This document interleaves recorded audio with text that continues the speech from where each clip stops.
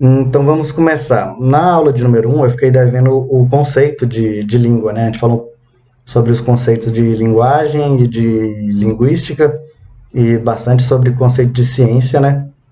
Mas eu não dei uma definição do que seja a linguagem humana e como que ela vai se diferenciar de outras formas de linguagem, de outros sistemas de signos. Então a gente vai começar falando sobre alguns aspectos da comunicação dos animais, para a gente poder ver o que caracteriza realmente a linguagem humana como sendo um sistema de signo completamente diferente da comunicação animal e de alguns outros sistemas humanos, né, como linguagem de programação, linguagem artística e tal. Eu peguei como base esse texto do Benveniste, que eu já mostrei, esse textinho do capítulo 5, porque ele dá uma breve descrição, até bastante prosaica, né, quase literária, assim, de como funciona a comunicação das abelhas. Então, as abelhas elas vão ter um sistema de comunicação que compreende 3 tipos diferentes de sinais que vão comunicar mensagens diferentes. Então, esse é um sistema de signos, né? Lembrando que o signo é todo aquele sinal, tudo aquilo que tem uma existência material com significado, que esse significado é reconhecível por um grupo, né? Então, as abelhas elas vão emitir esse sinal através do movimento e outras abelhas também vão compreender o significado. É um significado só para cada sinal e todas elas vão compreender o que aquele sinal quer dizer. Então, esse sinal é um signo. A gente está tratando de um sistema de comunicação que é bastante complexo, porque pouquíssimas espécies de animais têm essa habilidade de comunicar signos e de decodificar eles com essa facilidade, né? Eu coloquei como sugestão de leitura lá no nosso programa esse livro aqui, do Saraiva, o Cérebro, Evolução e Linguagem. Esse capítulo que eu coloquei lá sobre as aves, ele não é nenhuma leitura posterior, é mais uma curiosidade mesmo. Porque esse é um livro de mais de 400 páginas só sobre comunicação animal e linguagem humana. Ele começa com as abelhas, e aí tem um outro capítulo sobre as aves, depois as baleias e golfinhos, aí os primatas, e isso só o primeiro texto do livro. Depois um texto sobre hominídeos, e mais um texto sobre o ser humano, onde ele começa a entrar no conceito de língua também.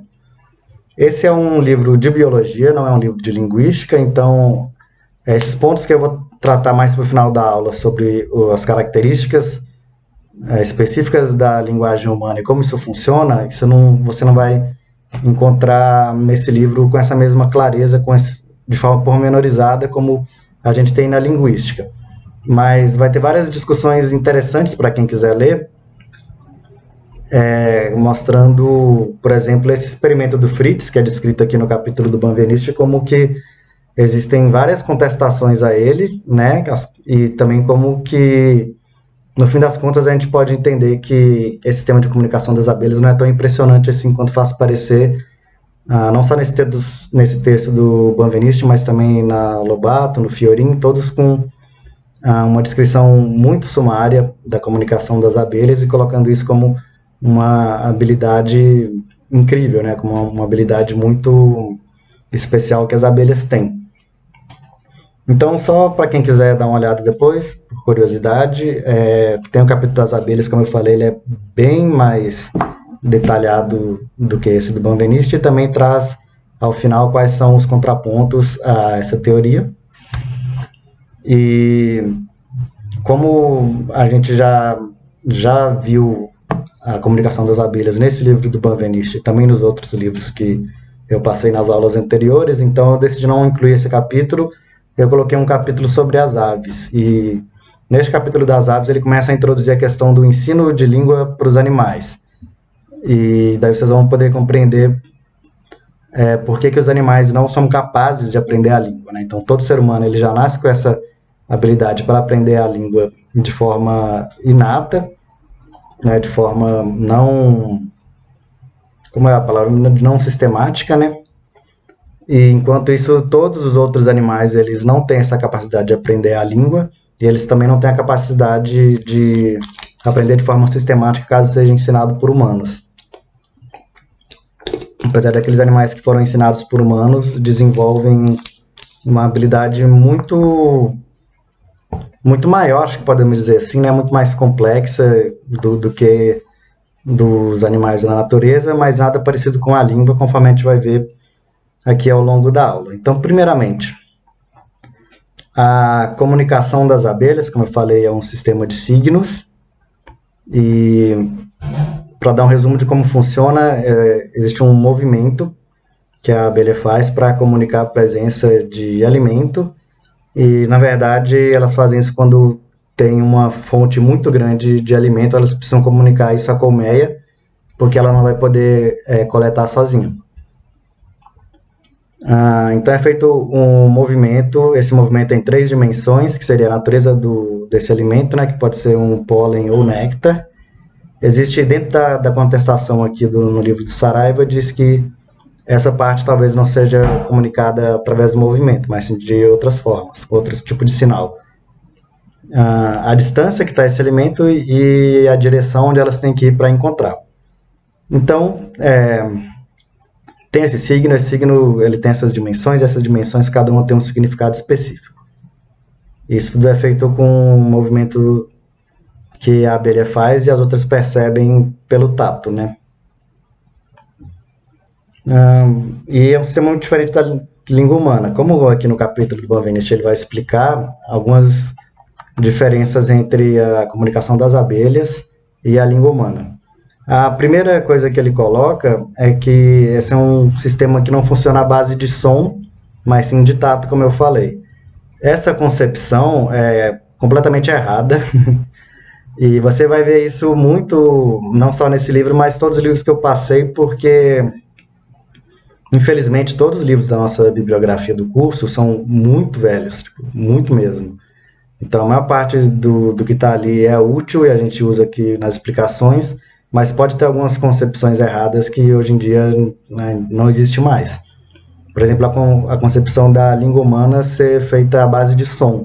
Como eu já disse na primeira aula, a gente já conhece 3 formas de língua, né, de linguagem humana, no modo que a gente vai discutir aqui hoje, que seria por som, né, a língua falada, por visão, que seria a língua de sinais, e também por tato.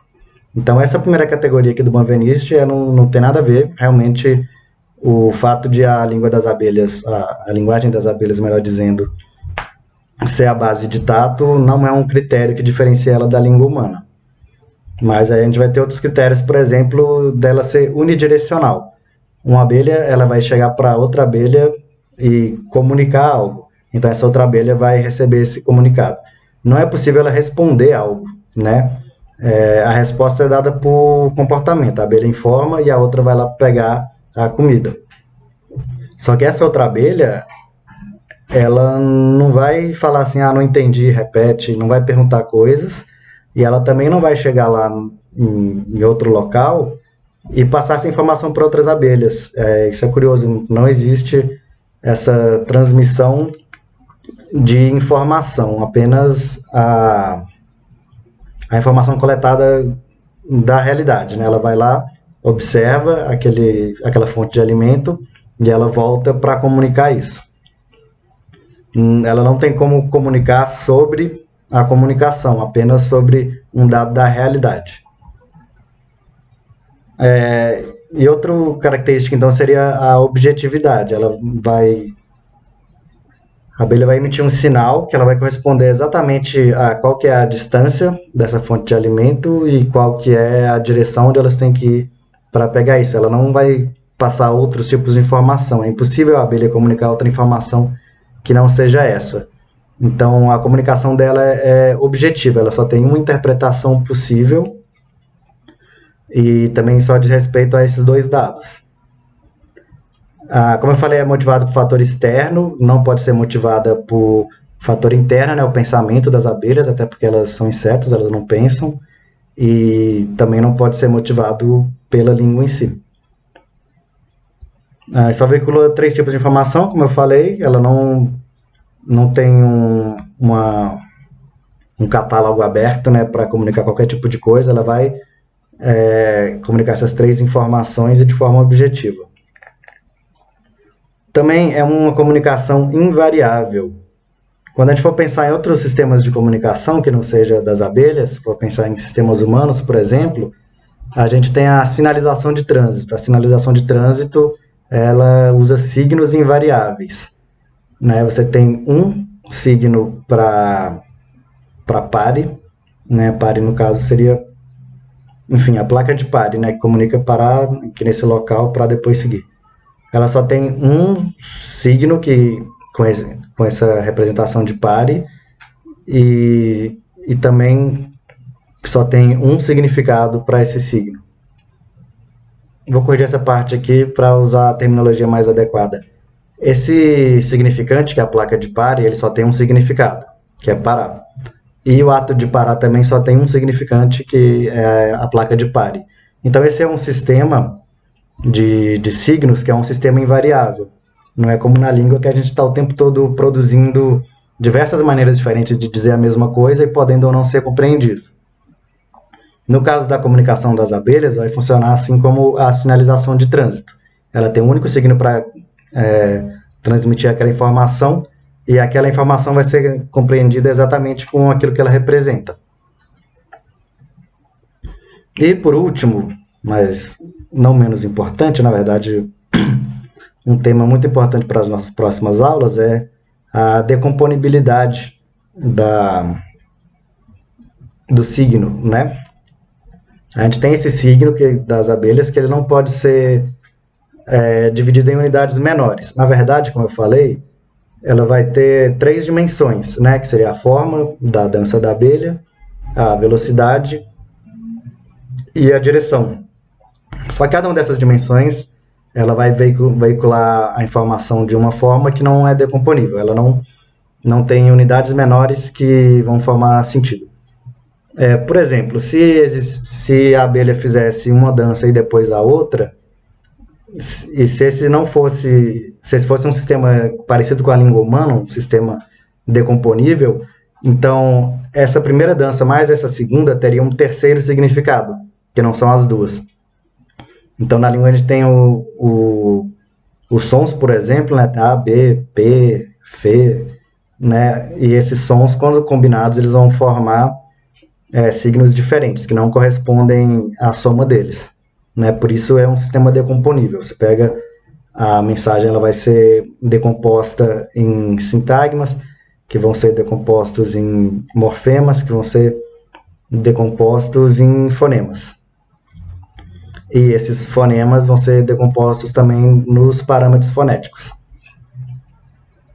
E daí, tendo em mente esses fatos que mostram como que um sistema tão complexo como o da abelha é fundamentalmente diferente da língua humana em vários aspectos, a gente vai para o nosso texto da Lúcia Lobato, na seção 1.3.2, que ela vai enumerar quais são as características que diferenciam a língua humana de outras formas de comunicação, tanto animais quanto humanas. E daí ela vai enumerar as seguintes características, que eu vou chamar aqui de princípios. Agora me perdi. Que são a produtividade, criatividade, composição, caráter necessário e caráter arbitrário. Existem outros, ela mesma discute alguns outros aspectos que podem ou não ser considerados, dependendo da teoria que você está usando. Mas funcionaria dessa forma. Primeiro a gente tem o princípio da produtividade. A produtividade diz que a língua ela é capaz de produzir um número infinito de mensagens. Isso eu já falei, acho que em todas as aulas, né? Já pode pedir música, que eu falei isso nas 3 aulas. Que existe um número infinito de sentenças na língua. Vai combinar uma série de fonemas, de morfemas, como eu falei, para produzir um número infinito de sentenças, diferente das abelhas, que só fazem 3. 3 não, na verdade é mais. Quando você considera... No livro está explicado direitinho. Tem acho que uns 6, 7 maneiras diferentes da abelha comunicar mensagem. Só que no caso da língua humana são infinitas. E não só um número infinito de sentenças possíveis, mas também ela se refere a um número infinito de assuntos. A abelha vai falar só sobre um assunto, né? Só sobre 3, na verdade, que seria a natureza do alimento, distância e direção. A língua humana ela vai comunicar infinitos assuntos diferentes. Por isso a gente diz que a língua, além de produtiva, ela também qual era a palavra? Não tá nesse capítulo, eu vou tentar achar onde está. Mas é recursiva. A língua é recursiva porque ela é capaz de produzir o conteúdo que fala sobre língua, né, e não sobre um dado da realidade. Essa já é outra diferença fundamental que só tem na espécie humana e que outros animais que aprenderam um pouco de língua humana, né, como papagaios, gorilas, eles não têm essa capacidade porque eles não vão ter no cérebro uma estrutura que faça isso. Então eles vão conseguir comunicar sobre várias coisas, mas não sobre aspectos internos dele, muito menos sobre a própria língua. Em segundo lugar, a gente tem a criatividade, também conhecida como independência de estímulo. A independência de estímulo diz que não existe uma necessidade de relação entre a comunicação e um estímulo prévio. Por exemplo, no caso da abelha, existe o estímulo prévio, que ela encontrar uma fonte abundante de alimento. Então, quando acontece isso, a abelha vai comunicar esse fato especificamente. A língua humana não, ela é criativa, quer dizer que não existe a necessidade de haver um estímulo para que haja a comunicação. E, na verdade, não precisa nem haver a relação entre o estímulo e a comunicação, né? A gente fala sempre que der vontade. Ela não está relacionada com fatores externos, não é? Além disso, pelo princípio da criatividade, a língua é capaz de recriar a realidade. E a autora até usa o termo substituto de experiência, no sentido de que a própria língua ela é capaz de representar esse dado da realidade na medida que os ouvintes, né, vão conseguir entender esse dado da realidade sem precisar da experiência prévia, só a partir da língua. E daí vão poder também comunicar com relação a esse fato, mesmo que esse fato não seja real e sim pertença apenas no discurso, né? Depois experiência no conteúdo veiculado.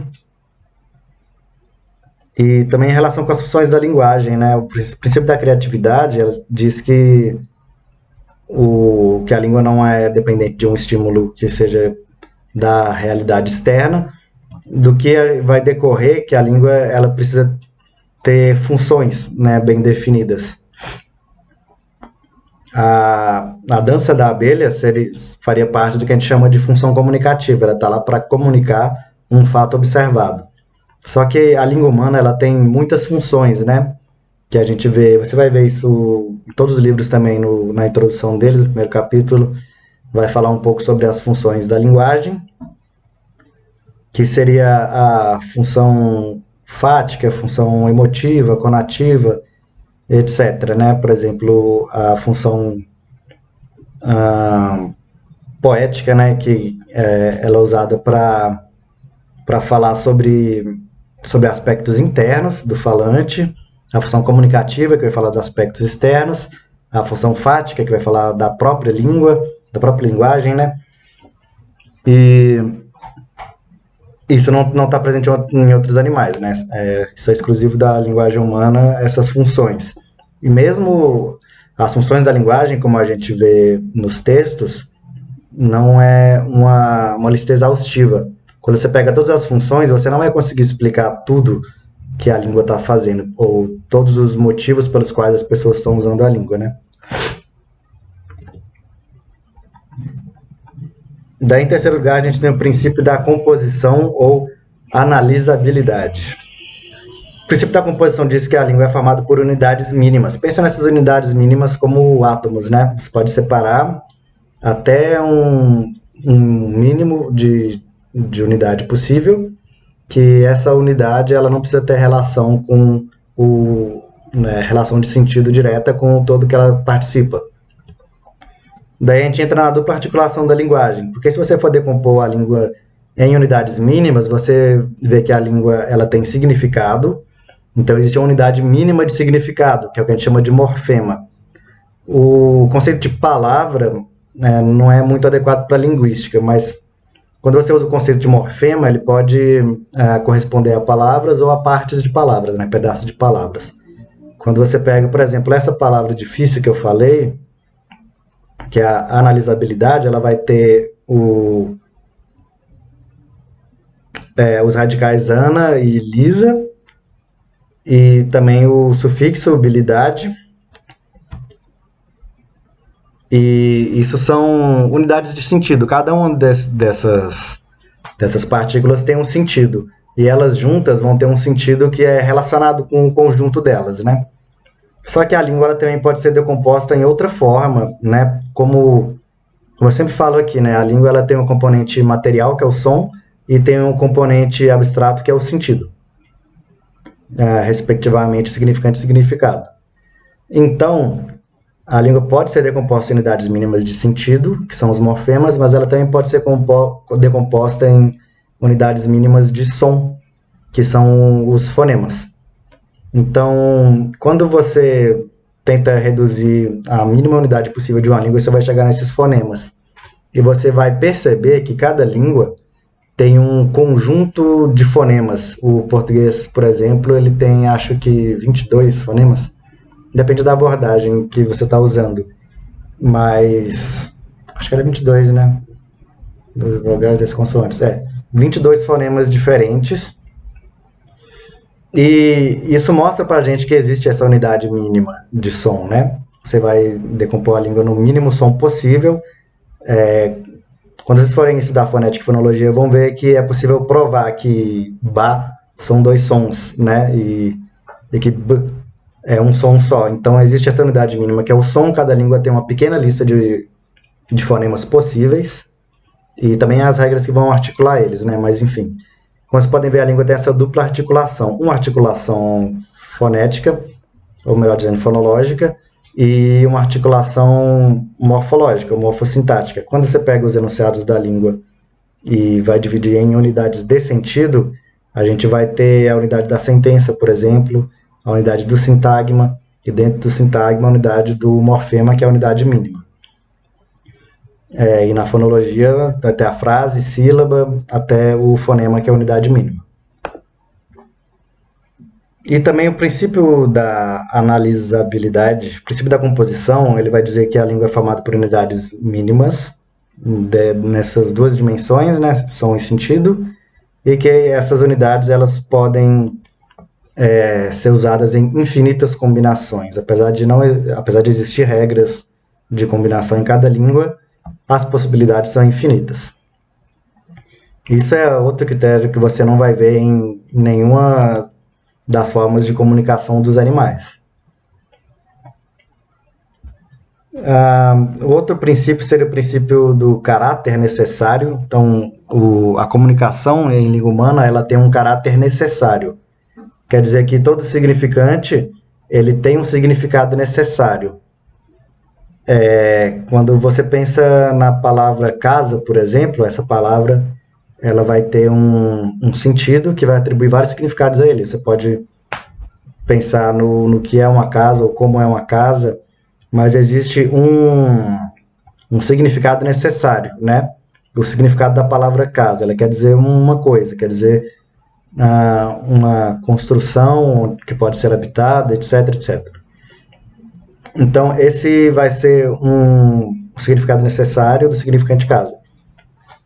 Isso não vai ser possível, por exemplo, na linguagem musical. Tem a música, é um conjunto de sons que podem ser decompostos, né, em unidades mínimas, que são as notas musicais, né, que vão se arranjar segundo determinados critérios. Você vai cumprir poucos desses princípios aqui, mas ela não tem o significado necessário.